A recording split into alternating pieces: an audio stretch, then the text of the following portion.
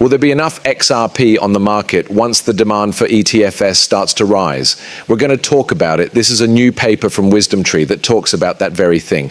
Crypto Eerie also told us some new things about Ripple XRP and its growth around the world.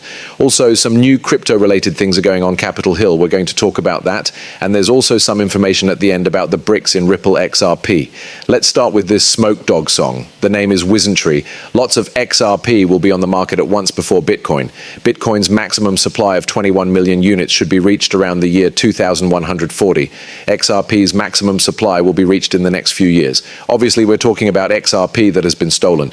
Every month, 1 billion is given out. Ripple usually locks up about 70% of that XRP again. There is some disagreement about whether or not all the XRPs, such as BlackRock or JP Morgan, have the right to all this extra XRP.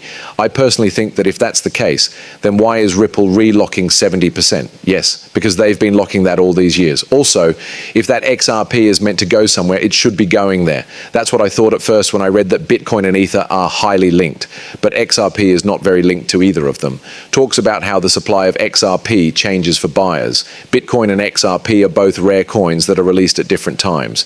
In 2014, it says Bitcoin should have all the coins it can hold. Most XRP should be gone in the next few years. After that, the amount of XRP units will only go down because they will be burned and transaction fees will be paid. Also, this won't change anything in our lives. I did some math over here. It would only take 34 million XRP per year to burn if all transactions took place on the XRP system. Just 34 million out of every deal.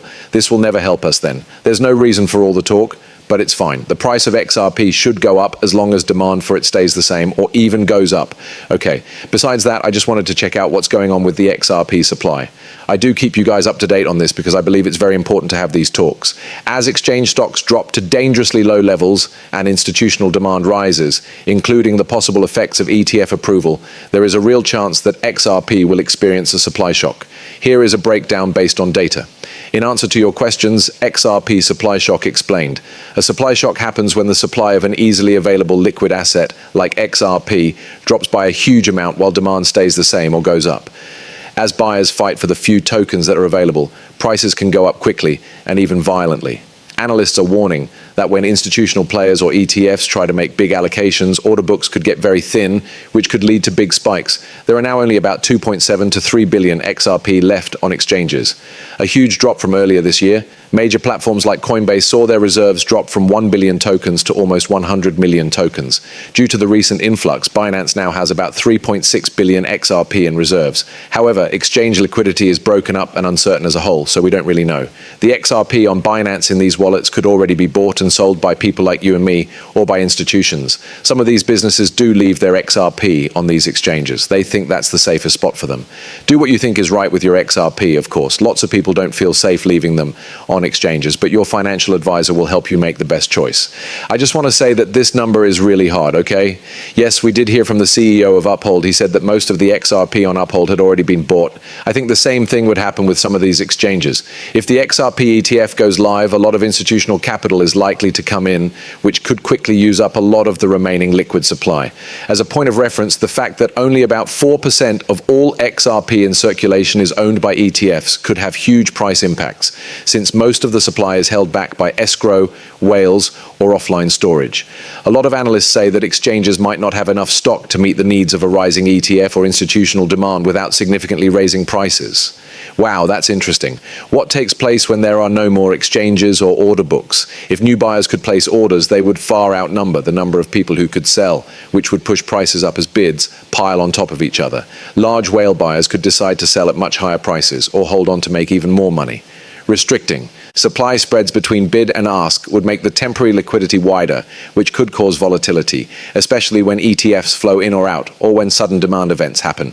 Slippage and price gaps are becoming so common that it might be nearly impossible for small investors to buy XRP at the prices that have been released. It's clear that some of these exchanges may charge more to buy XRP.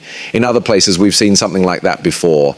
I don't want to talk about it too much, but you can look up David Schwartz Kimchi Special. David has a clip about this that talks about how people in Korea were paying cents more than the rest of the world because it was hard to get cash there. Okay, American Express and Ripple were posted by high vibe assets. It's fire. People all over the world know American Express as a financial services company best known for its credit card, charge card, and traveling business. It has joined Ripple to make business to business better.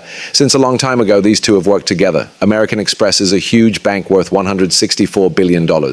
Join Ripple to make payments between banks better. Amex added fast blockchain payments in September 2023. It's been said that Ripple and XRP were picked as MX preferred. That's great to see.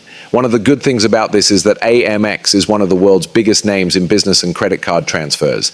And the fact that they can use Ripple and XRP's technology does let other people know that we are using it. It's been used for a long time. It really does work and is very safe.